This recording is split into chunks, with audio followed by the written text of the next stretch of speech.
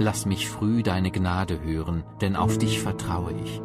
Lass mich den Weg erkennen, auf dem ich gehen soll, denn zu dir erhebe ich meine Seele.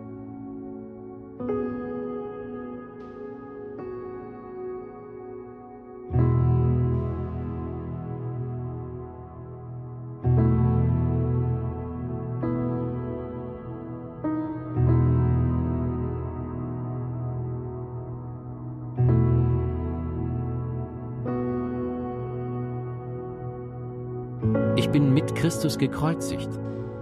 Und nun lebe ich, aber nicht mehr ich selbst, sondern Christus lebt in mir.